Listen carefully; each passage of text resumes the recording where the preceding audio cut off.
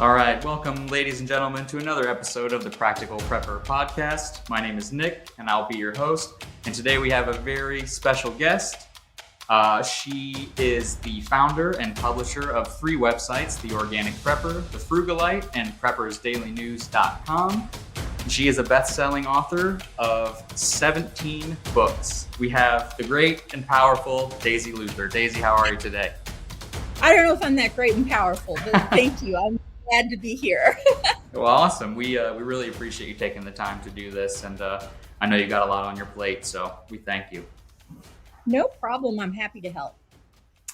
So let's dive right into it, and let's get into a little bit on your background, who you are, how you found prepping, and kind of how you got started. Well, really, I got started through abject poverty. When my oldest daughter was about 2 weeks old, my husband lost his job. Just suddenly, totally out of the blue. We thought he was securely employed. We had a good income. I was living in Canada and I didn't have paperwork so that I could get a job. So we were entirely dependent on his income. So he lost his job, and it was 6 weeks before unemployment kicked in. Which meant we had to make that last paycheck last for 6 weeks. And we didn't have very much food. We still had to pay rent and all that kind of stuff. And we basically survived that 6 weeks on our garden that was just starting to produce a few things, and some bagels and peanut butter that I had gotten on sale. I had gotten bagels for like $1 a bag. Remember those days. And bought like maybe 10 bags of bagels, and I bought peanut butter. And so we had to kind of ration that out and make it last and accept every dinner invitation from relatives. And, every time they're like, hey, you guys want to come over for dinner? Yes. Yes, we do. And I came across this book by Amy Decision called The Tightwad Gazette at a library sale. And it was $1. And I was like, I'm getting that book. I know we're broke, but I am getting that book.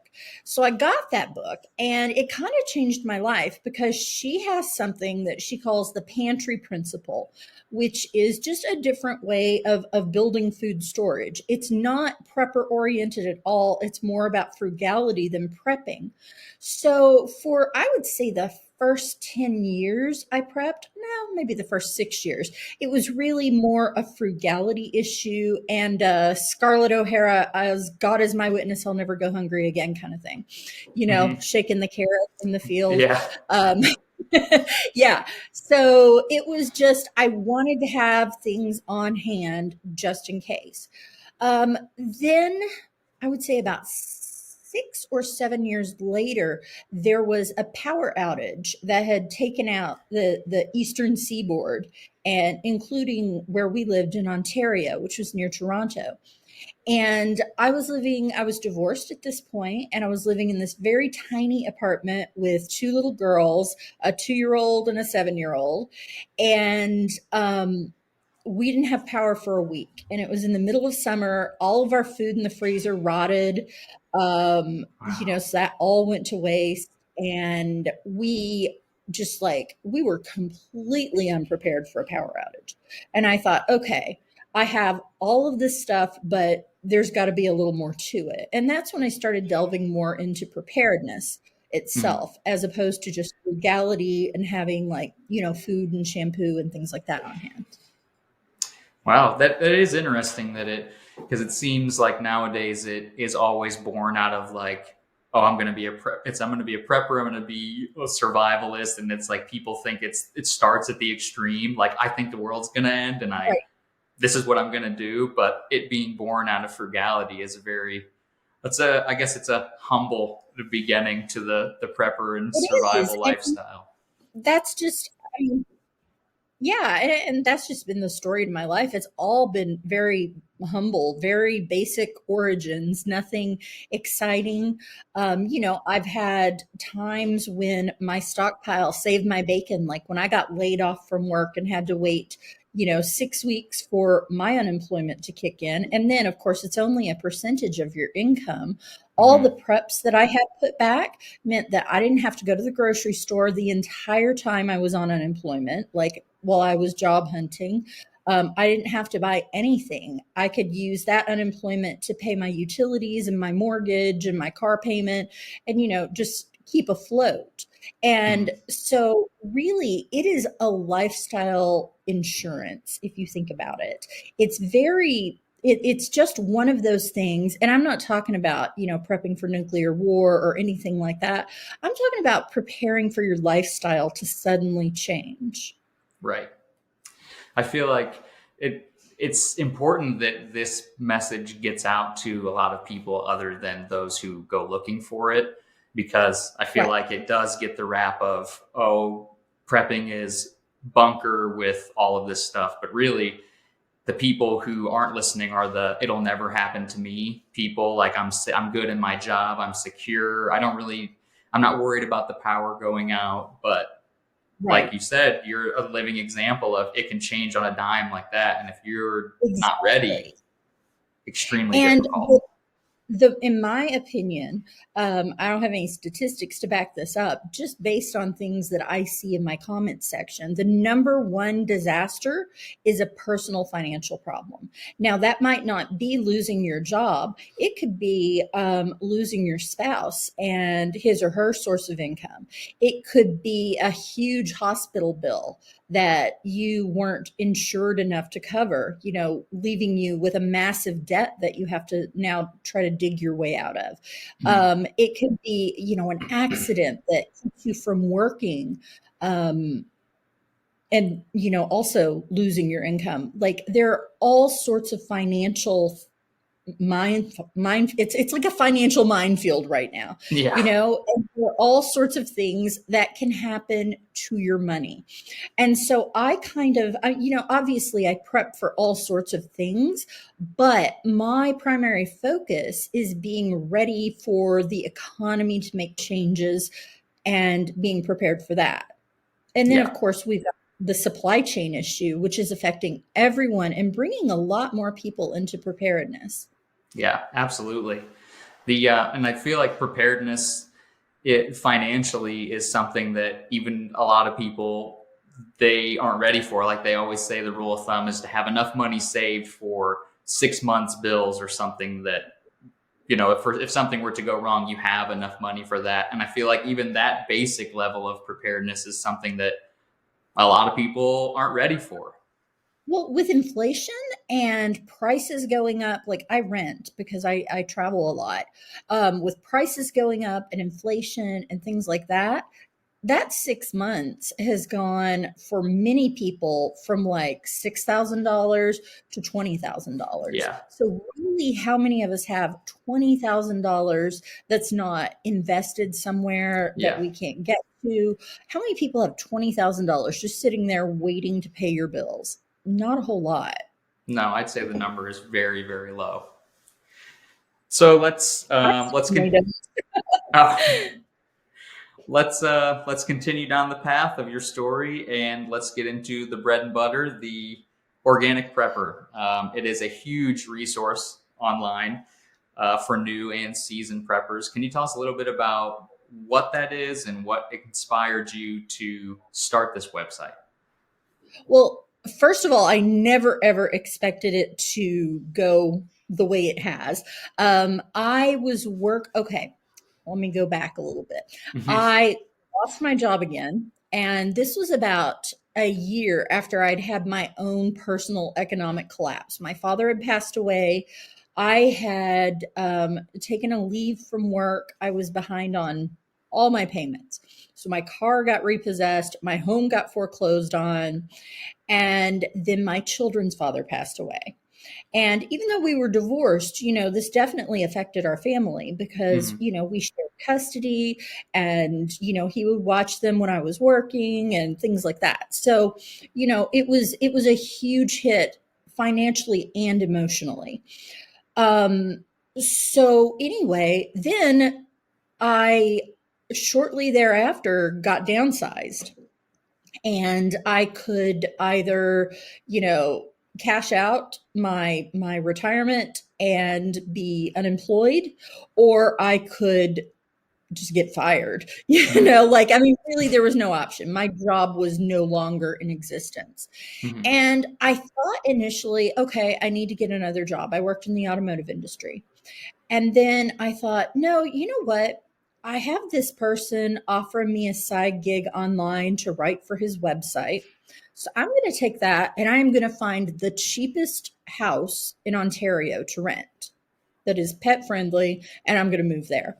And so Ontario is enormous. It's bigger than Texas and California. Like, it's a Wow. huge province. It's huge. So I found a place 7 hours north of where we lived, because we lived in an urban area where, of course, it's far more expensive. And I found a little cabiny kind of place for $600 a month.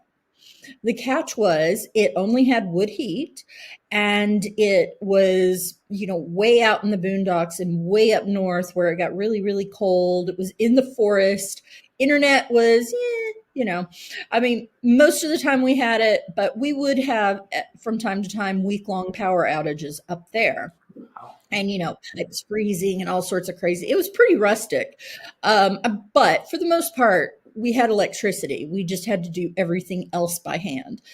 So I was like, I am going to start my own business. This is my chance. I have enough money with unemployment and the money that I have put back to get by for a year at this house. And if I can't make it work in a year, then I guess I've got to rejoin the workforce.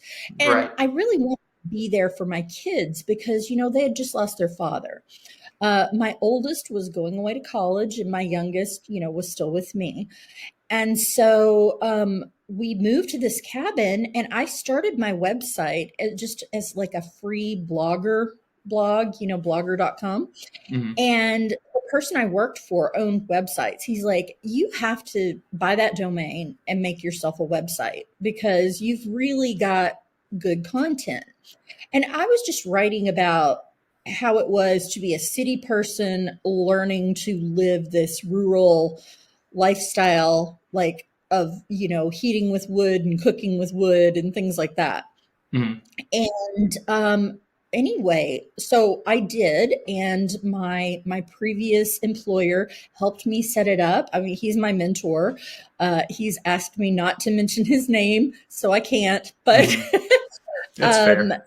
yeah, but I talk about him all the time anyway. So anyway, so I started the website, and then I just happened the first week I had the website up, I happened to write an opinion piece on the Sandy Hook shooting. And it was in defense of firearms for self defense. And the media had really, really contorted the story because the shooter, his mother was a prepper and had guns. And Mm-hmm. so they made it sound like it was all the fault of these crazy preppers. And so I wrote an opinion piece about that. And somehow, I have no idea how, this tiny little website that was 2 weeks old, uh, someone on Yahoo News quoted my article. I mean, they were making fun of my article, but they quoted it and put a Mm-hmm. link in it. And suddenly I had thousands of visitors. Most of them were telling me I should die, but others were like, hey, that's a really good article and we like your content. And these people are jerks. And, you know, I mean, I started off kind of with a big kaboom when that happened, when they made fun of me. So I guess that proves that just spell my name right, you know, no Yeah. publicity, no publicity. And I was very overwhelmed because of all the hate mail I was getting. You know, I hope you die. I hope your kids die in a school shooting, things like that, really, Yeah. really mean stuff. And my mentor is like, just stop looking at your comments. I will clear your comments for you. You are not to look at your comments. I just wanted to fold up and quit because I was like, this is horrible. People are so Mm-hmm. mean. And I mean, it was bad, bad. And I mean, just the most overwhelming thing that ever happened was like all of this. vitriol. I mean, it was crazy. But I hung in there, and my friend cleared my comments, and I followed his advice. I didn't look at the comments for months. And anyway, it just grew and grew and grew. It's Wow, crazy.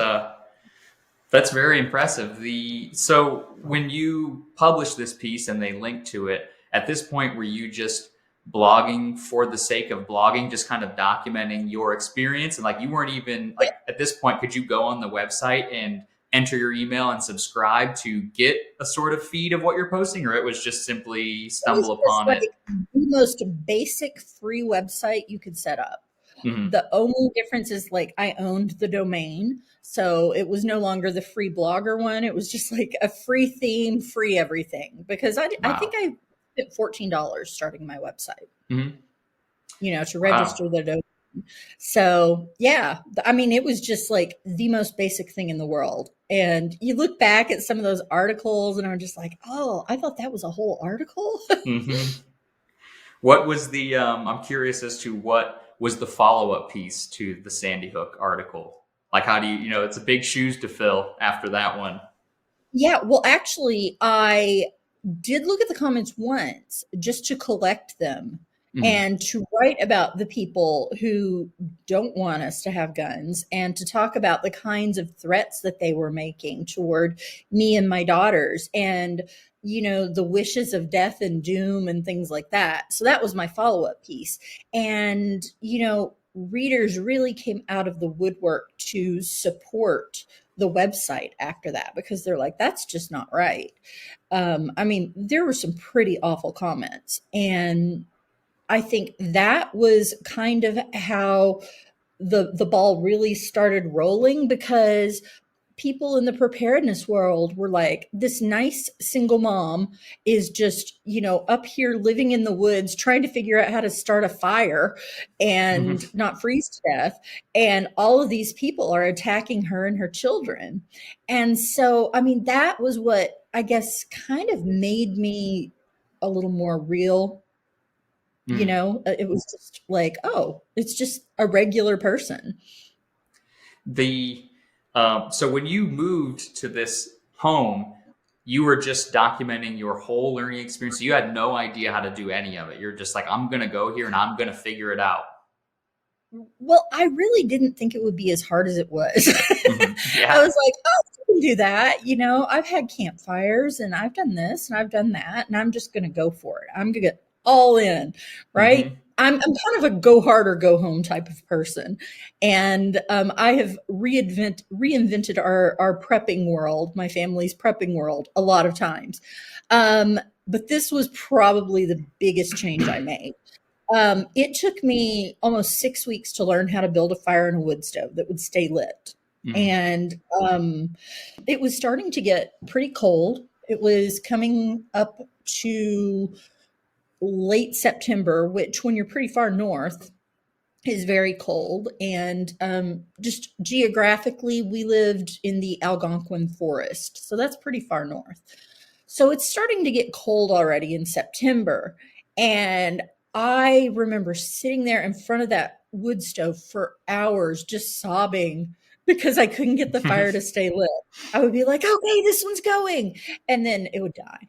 Hmm. And I mean, I finally figured it out, luckily, because it had gotten to the point where it was so cold, we were going to have to just, I didn't know what we were going to do because we didn't have anywhere to go. We didn't have any money really to speak of to set up a new household somewhere else. I mean, we had to make it work. That Yeah, was just talk all there about was to it. trial by fire. It's like you move there, like this is Literally. it. Like, yeah, this is if I can't figure this out, we got to abandon ship. Like you have to like physically Right. go somewhere warm. Yeah. It was like abandon ship or die. I mean, it Yeah. was that bad. It got to negative 52 up there. And so if Wow. that like sums up the climate a little bit, negative 52. Now it wasn't during this first part when I'm trying to get the fire lit, but I knew that that was coming, although I didn't really expect negative 52. I was like maybe negative 20, but Yeah, that's yeah, brutal. it got -52. We had a snowstorm that blew a snowdrift against the only door that went all the way up to our roof, and we had to Mhm. climb out a window and use pots and pans to dig our way to the door because I thought, oh, I'm so smart. I'm just going to put my shovel right here beside the door and dig my way out every morning Mhm. because it snowed basically every night. And yeah, then there's the snowdrift that goes up to the roof, like a 15-foot snowdrift against my door. So we used cooking pots and we climbed out the window. And I was like, I hate it here. I hate it here. I'd like to Wow, say I was like, "Hey, this is an adventure." No, no. I was like, I hate it. My tears are freezing. mhm. They could make your life Yeah. into a movie. I mean, it's just should think about that. So since this happened, the blog explodes. How did your life change after that? Where you're like, this is really something that is going to become my career. Well, okay. At this point, I still wasn't making any money from the website. I just had lots of followers, and I was like, "Oh, this is fun." I had a full-time job at this point with my mentor, who invited me to move to California and paid our expenses to relocate. And he invited me when it was -52, and I'm like, "Heck yeah!" Hmm. It's -52 here. I'm going to California. For So sure. yeah, that's really warm and toasty right about then. And I asked my daughter, and she's like, "Oh, can we please?" She was pretty sick of it too. Like going out to wait for the school bus. If her hair was still wet, it would like freeze to her head. Oh yeah. It was just, oh, it was so cold. Wow. So anyway, we moved to California and lived there for about 5 years. And it wasn't until 2014 that my website started making money. And then it made really an amount of money that astonished me. And at that point, I was making more off of my website than I was my job. So I wasn't going to quit my job because I liked that stability of having that paycheck. And my mentor, Mercy, fired me. He said, Wow. "No, no, I know you're not going to quit because that's just not, you're too loyal to do that. So I'm firing you. Go run your website." And so he fired me in early 2014. No, late 2014, the end of the year.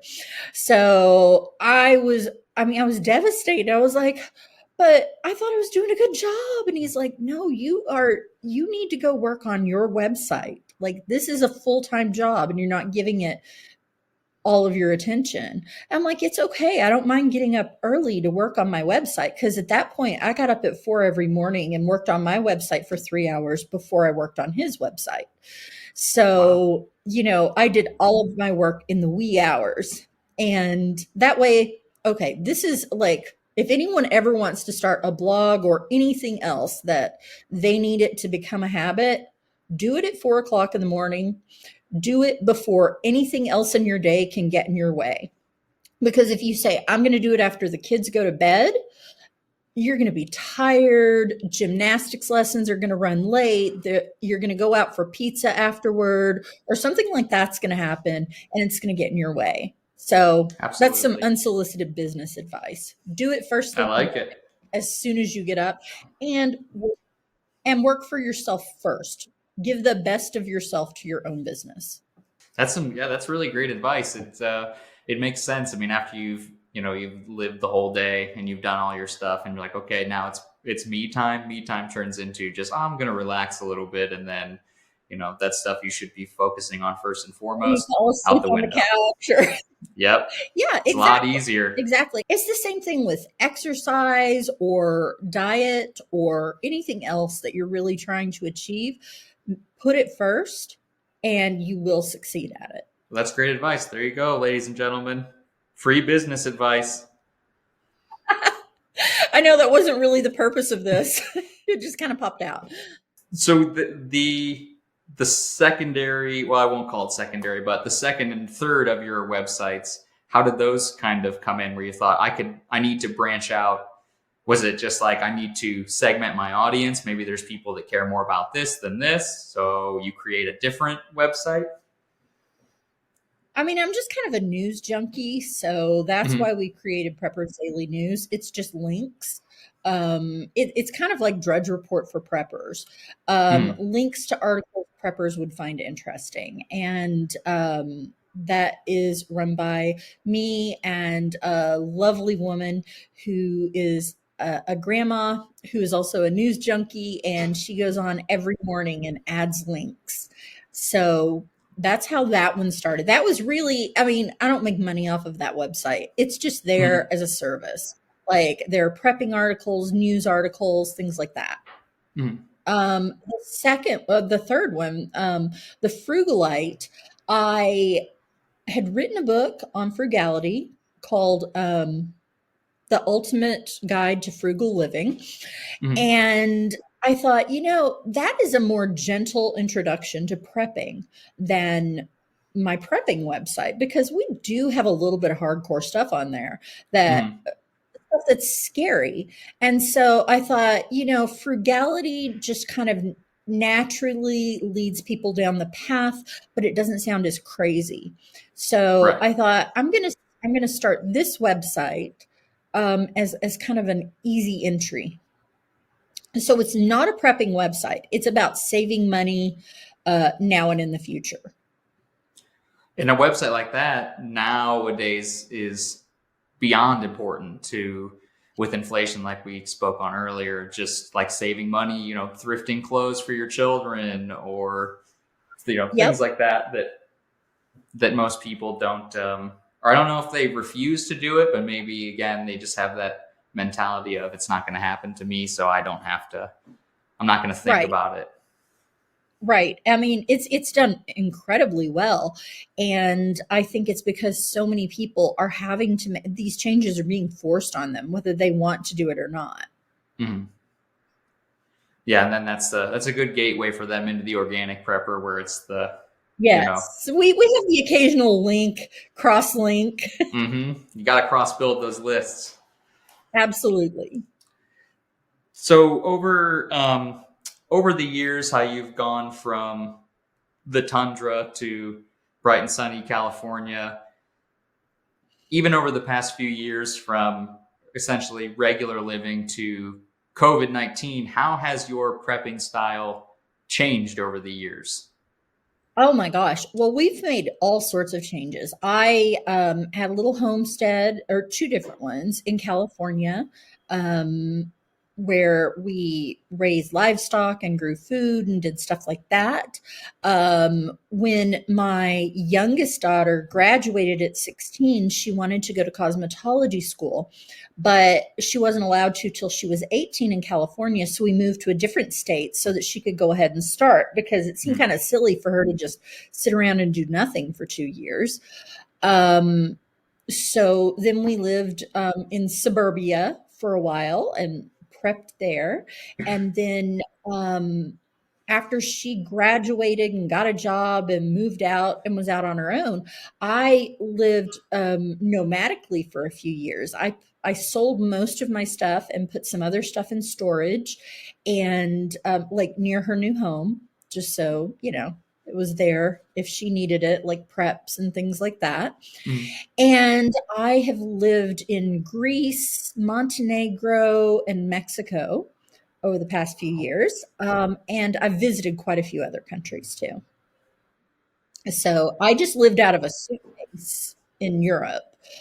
Oh, And wow. then I drove my Jeep to Mexico and lived there What for a year. inspired the all of the traveling? Was it just that I'm able to do it and I want to do it, or were you You just? I have always kind of been like the barefoot hippie type. Um, Mm-hmm. and it's really not what people expect when they think of preppers. They have a very different viewpoint of us. But Mm-hmm. before I met my husband and got married, I was just driving around the US and Canada with my dog, checking things out, and picking up some waitressing jobs here and there, and just making enough money to get by, get to the next town, check things out. Like I was just seeing the world. And Wow, that's so awesome. I really kind of picked up where I left off, except in Europe. Yeah, it's kind of like the Easy Rider lifestyle with Joe just blowing in from town to town. That's very cool. That's a cool way to live. How is it? So when you go, do you prep essentially on the road? Or are you just that's outside of that lifestyle? Sort of. Sort of. First of all, when you are mobile like that, you really have to depend more on your survival skills than your preparedness skills because, Mm, I mean, you can prep a little bit, but there's only so much you can put back in a place that you're only going to be for 3 months, right? Like, you're true. not going to get a year's worth of food in a place like that. So, I made careful note of where I could acquire food, of where I could forage and things like that, of water sources and all sorts of other things.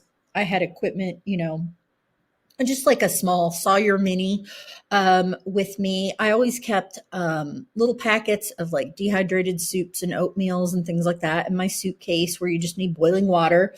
I had to really change the way I did that. Every time I bought a bottle of water, I brought it home and I just refilled it with tap water and Mm, just, stashed it under the bed of wherever I was staying. And then before I left, I, pitched them out. Cause you can't really haul that in a suitcase on the airlines. mm. Um, so, it really made me a lot more versatile. I can put together a good survival kit really fast from pretty much anywhere. When I Is lived in that Mexico, go oh, ahead? no, no, it's okay. Oh, when you're saying you can throw together a survival kit out of pretty much anything, now is that what you would consider your bug out bag, or is that Uh, you're totally separate? Well, I have a bug out bag, of course, Mhm, but like, I wrote an article about this. Let's just imagine you are at some kind of touristy location. I did this at the Monastiriki Market in downtown Athens. So imagine you notice that something bad is about to go down, mhm. and all you've got with you is just like your purse with a lighter and a few basic kinds of things, nothing, no real bug out bag. Yeah. So I timed myself, and in 20 minutes, I put together a very thorough kit where I could have walked to the American Embassy, which is about 3 miles away from the market. I could have walked to the American Embassy, hunkered down in an abandoned building overnight, and dealt with rain or whatever just from this flea market. And so, Oh, wow. a lot of things I bought from like, a concession stand. I got dried fruit and I got nuts and I got vodka, which is good for a sanitizer, a fire starter to Mm, drink, mhm, whatever you want to do with it. And I got some water, and I always have like a water filter in my purse because they're so tiny now that mm. you can shove one in just about any bag.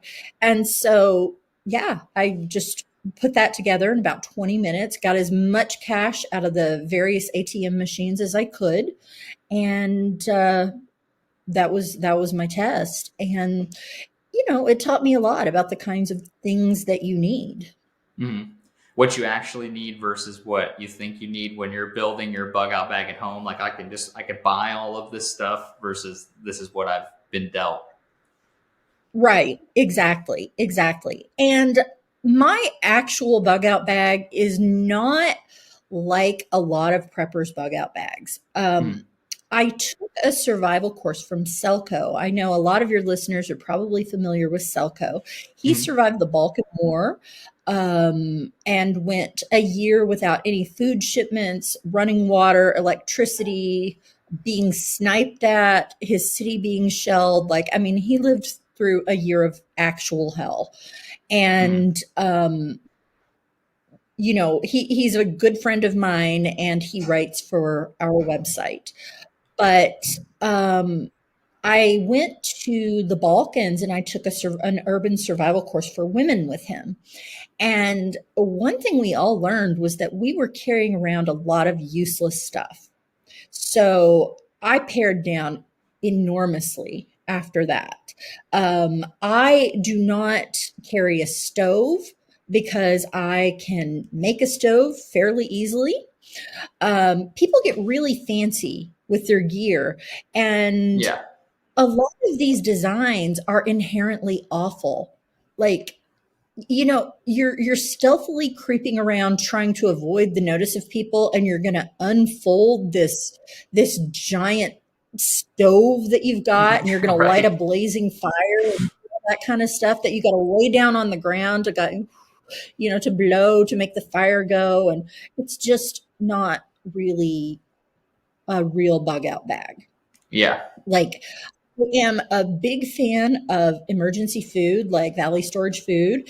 I'm a Hmm. big fan of stuff like that. However, I don't necessarily think it's ideal bug out bag food, because Right. when you're bugging, your goal is to get from A to B as quickly as possible with as little notice as possible.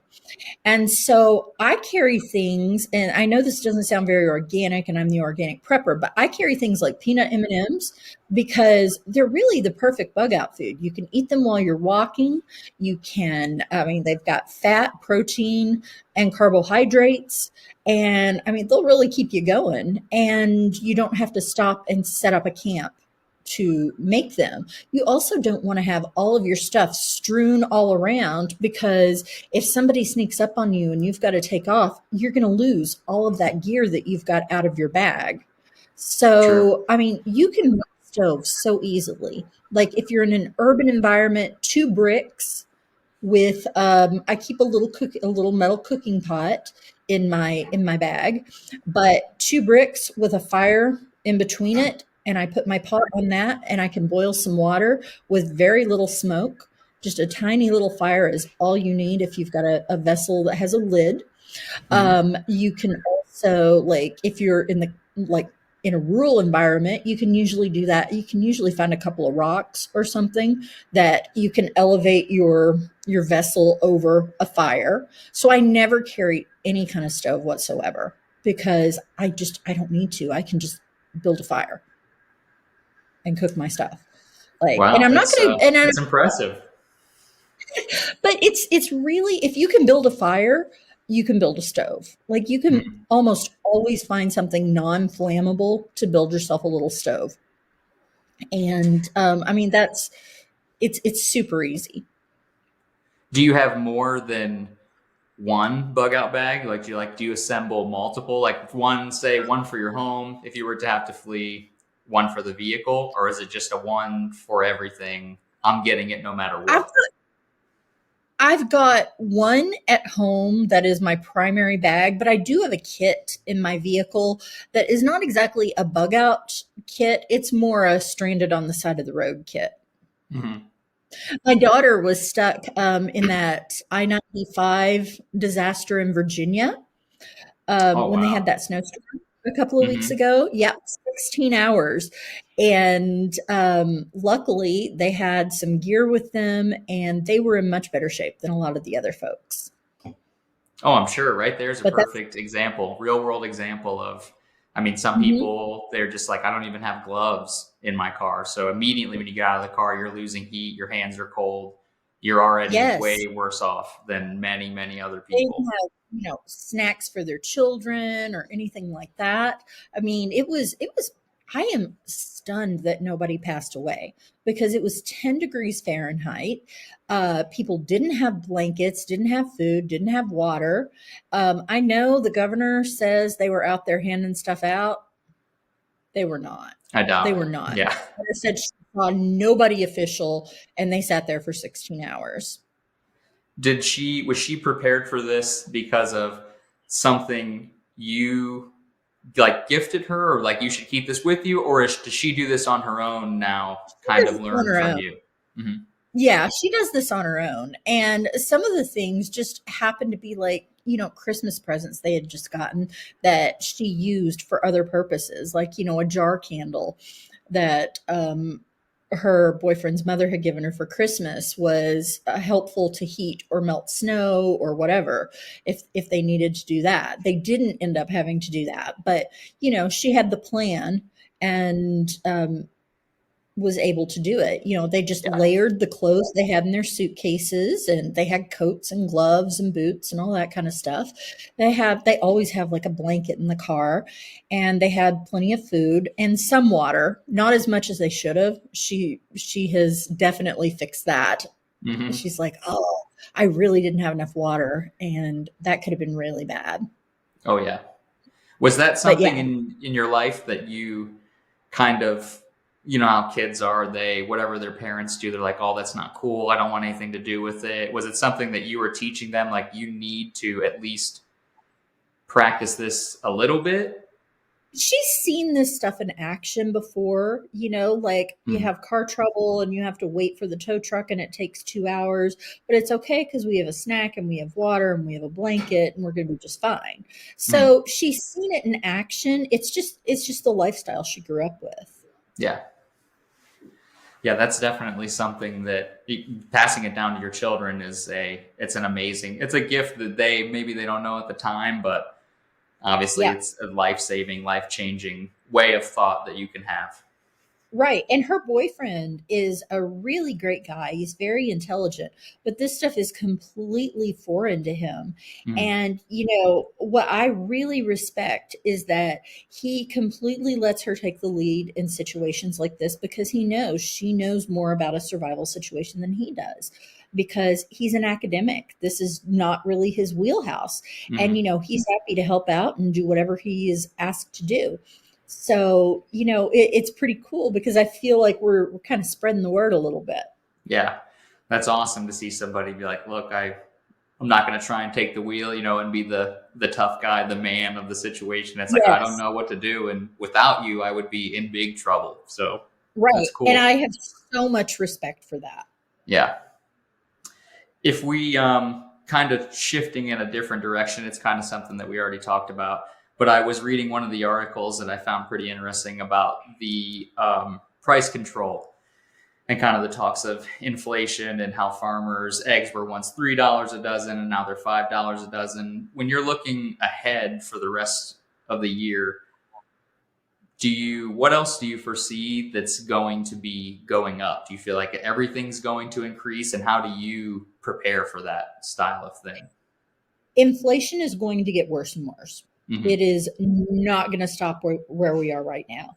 I mean, even though they're not counting food and gasoline in inflation numbers, I know in California, I don't live there anymore, but my friend just visited from California and she said gas was $6 a gallon there. It's insane. I know it is. I'm on the East Coast and I was complaining about 325. Hmm. Um, but like prices are going up and up and up. And in an article that I wrote about surviving inflation, um, so oat milk, like I can't do dairy. So Hmm. I started buying oat milk when I moved back to the US about 6 months ago. And it was $3 a carton. And then it was $4 a carton. And now it's $4.99 a carton. Hmm. And now I've ordered a bag of 50 pounds of organic oats and I'm going to make my own darn oat milk because I'm not paying that much money. And so what we're going to have to do is we're just going to have to shift our perspective. And the first thing that I want to say about that is this is not the end of the world. Everybody Right. is really freaking out about these prices, but we have gone through inflationary periods before. We have gone through economic depression before.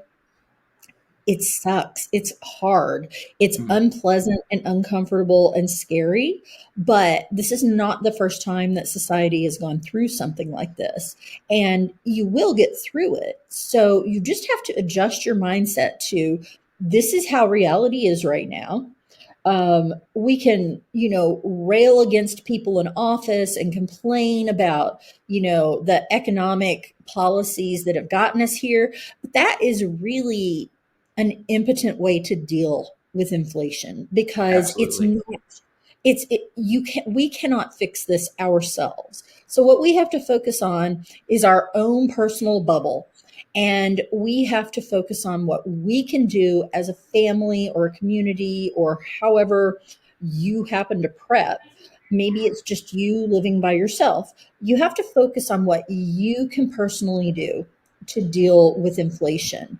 So the first step, I mean, I hate to sound like I'm putting you through an AA kind of thing, but the first step is accepting that this is actually happening.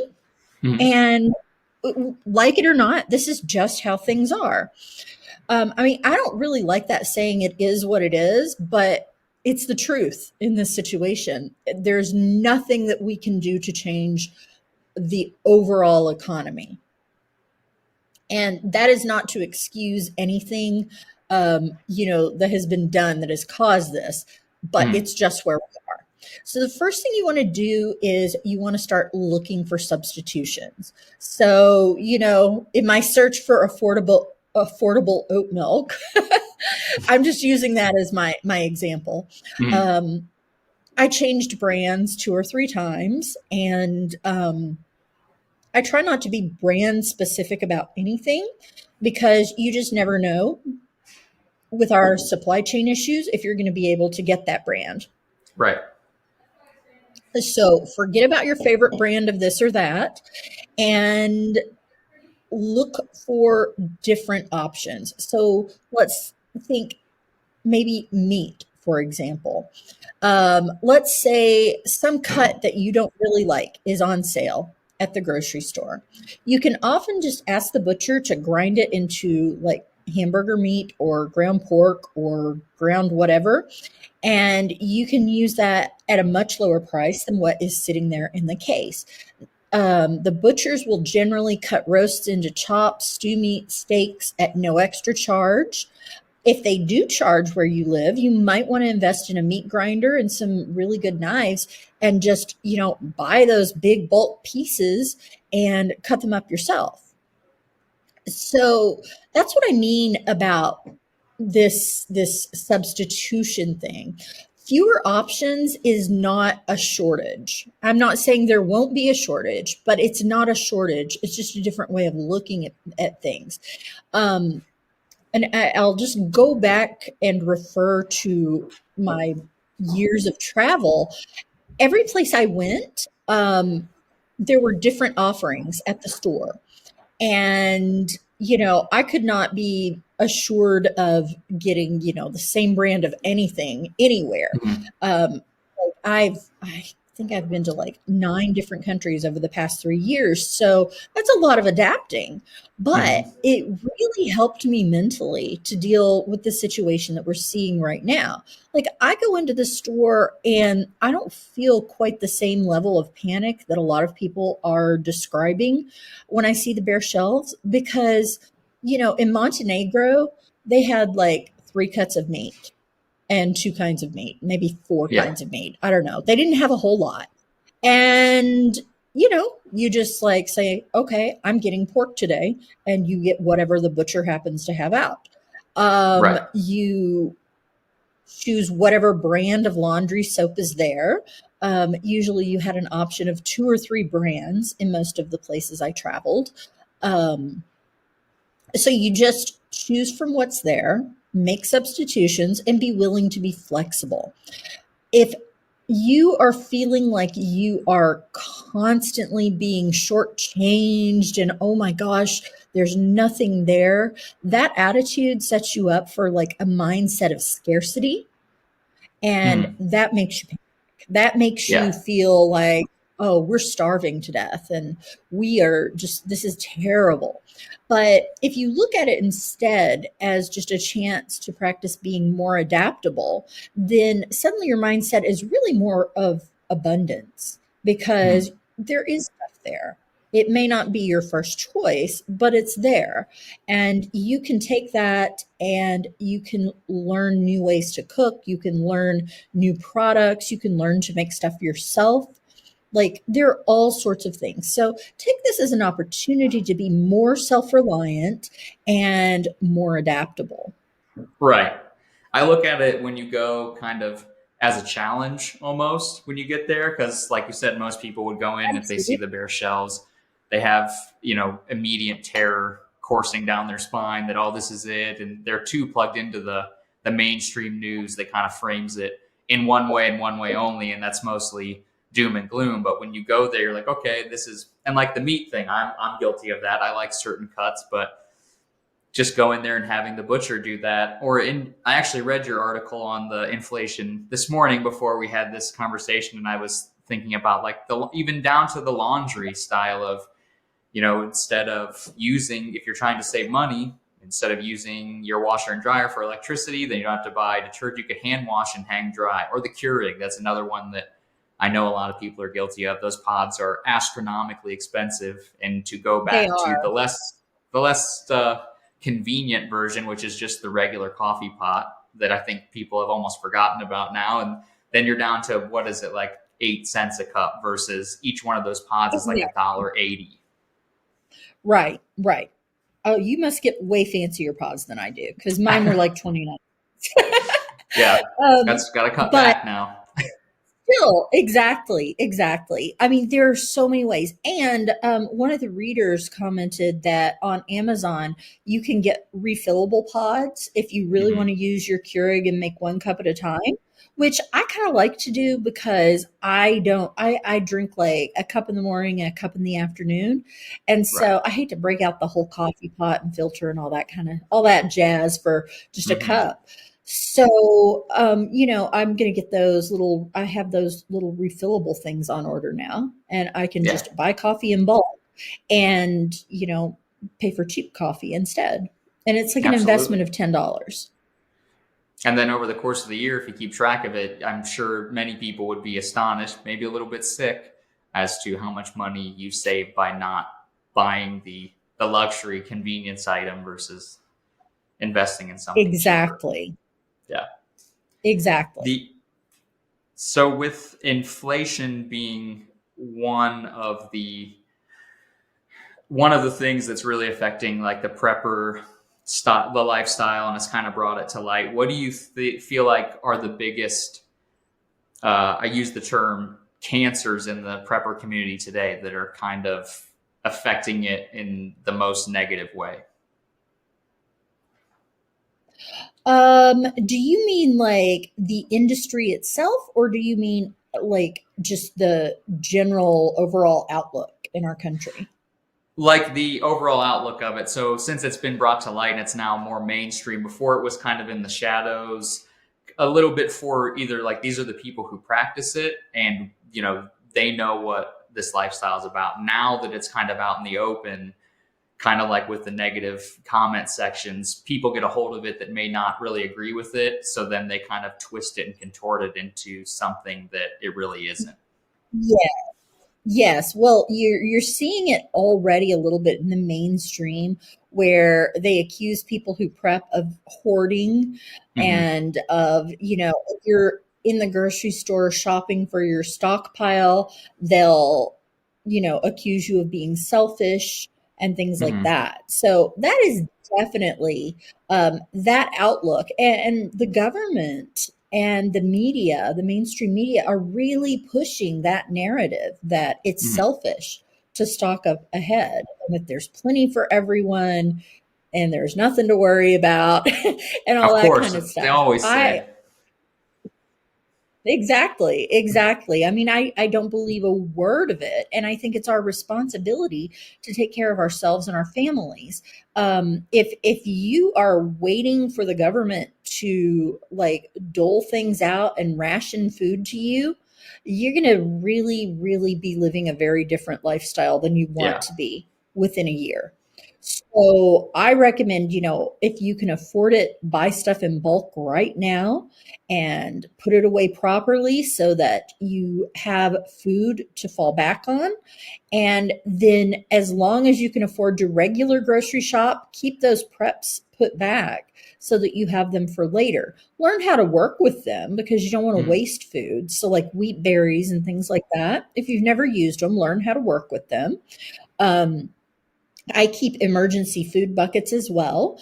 Mm. That way, I mean, I've got layers of food. I've got my right now food. I've got my within 6 months food, and I've got stuff that'll last a couple of years, and then I've got buckets that are like 10, 20 years.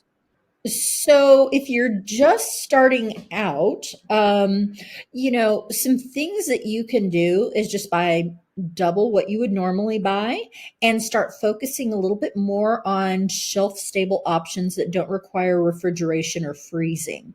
So if you're buying canned ravioli, buy more than you think you'll need, buy a couple of weeks worth. Um, Try to buy a 2-week supply of food for your family that is completely shelf stable and put that back and forget that you have it. And then just keep adding, keep getting bigger containers of rice and things like that.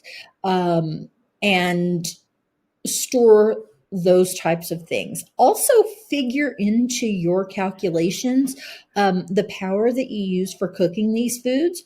Dried beans are great, but they do take several hours to cook unless you're using like an instant pot.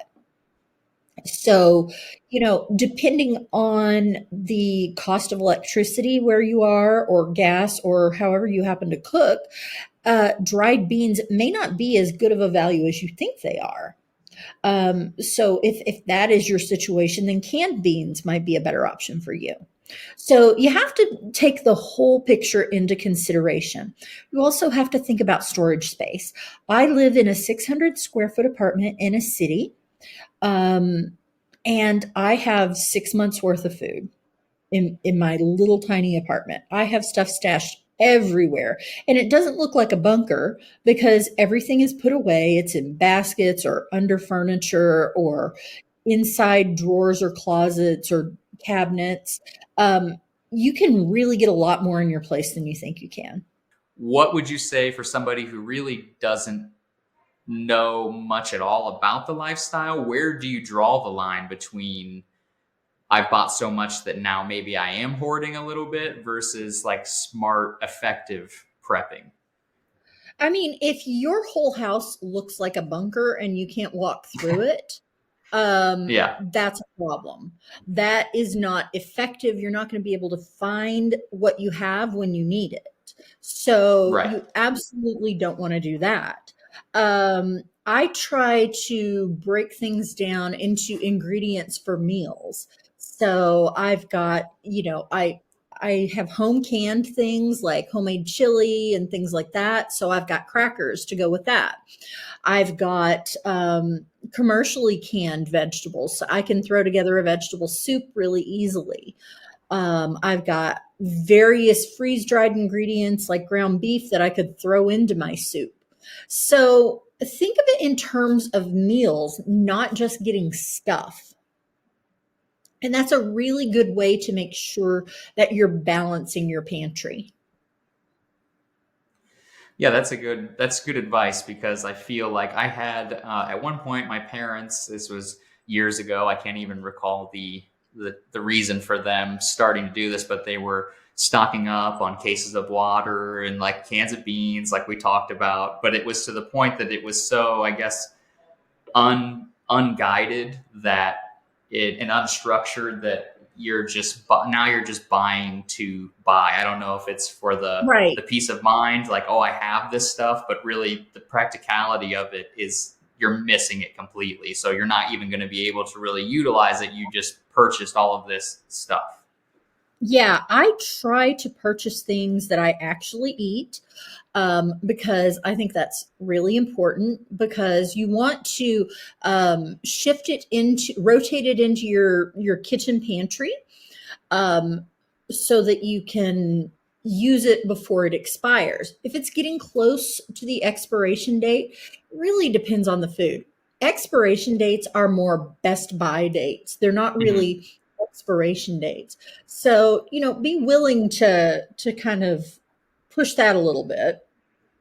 And if you feel like you've got far more than you can eat before it spoils, donate it to a food bank so at least somebody can benefit from it instead of Very throwing it true. out. Because there are a lot of people out there struggling. Yeah, that's a very good point. If and we might And have touched on it already. We might be talking about it currently, but what do you feel like the biggest misstep you can take as a survivalist or a prepper could be, in your opinion? Maybe you've done it, something that you could only gain from experience that you could maybe share. Buying expensive equipment. Start out prepping low tech. Don't go buy a generator as your very first prep because your Yeah. generator only works as long as you have gasoline for it, or depending on the type of generator. Don't go buy like a $5,000 item and feel like you're prepped. Don't go spend Mhm. all of your money on guns and ammo and feel like you're prepped. You need a balanced approach and you need to start small and simple. So, I mean, I have a little solar generator now, which doesn't power a ton of stuff, but it meets my needs in a small apartment. Um, you want to focus on things that you would actually need that fit into your lifestyle that don't cost thousands of dollars. Before I got this little solar generator, I never had anything like that. I had flashlights and candles and oil lamps and that type of prep because that was really much more likely for me to be able to use during a power outage. It was less expensive and I was still lit up. I could still cook. I could still do what I needed to do. So think about that. Think about the least expensive way to meet your needs first and the lowest tech way. Yeah, I love that. I love the thought behind that, because it's kind of, maybe there's people out there that, maybe they want to do the whole prepper lifestyle, but they just kind of want the label, maybe. So they figure, I'll go out and, like, a generator, obviously that term and Yep, that piece of technology is so tied to being a prepper that it's like, well, I need this. And now and that's honestly the opposite of being prep, because you've just taken a ton of money that shouldn't really be that expendable and spent it on this one item. And now you're kind of operating at a deficit almost. exactly. That's exactly the case. And you also don't want to end up um, like you've got to have a place to store your fuel safely if you have a generator. And I'm not just down talking generators.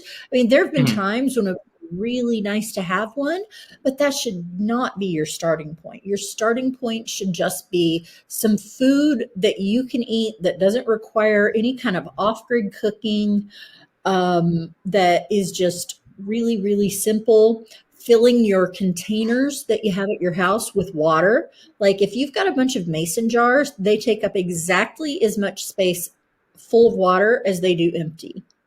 Mhm. So just fill all your containers with water. That's not going to cost you anything. That's a good And point. stash stuff under your bed. Do some things like that. Take note of the things that you use every single day. So, like shampoo, body wash, razors, um, the various foods that your family likes to eat, and find a way to supply that for a month without going to the store. That might mean that might mean you're buying dry milk, so your kids can still have cereal for breakfast. And it might, mean you're filling your linen closet with shampoo and body wash instead of just towels. But there's only so many towels a person needs. Right.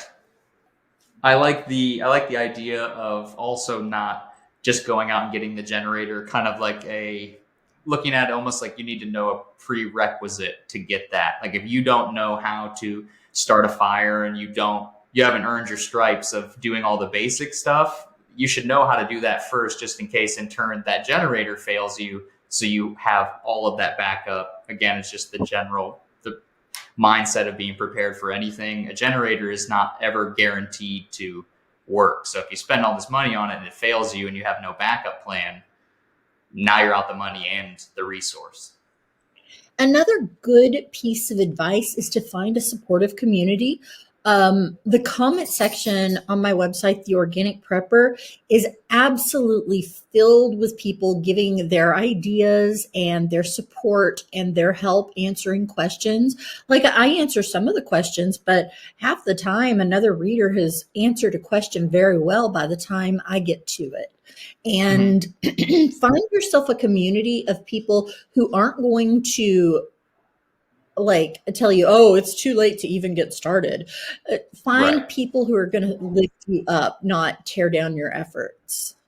Yeah, that is great advice. The community aspect of it is another thing that people need not forget. It's not just you in this fight against whatever it is that you're prepping for. But I feel like a lot of people they think that maybe it's really siloed, like you do this all on your own, but building a network of people that you can rely on and talk to is just as important.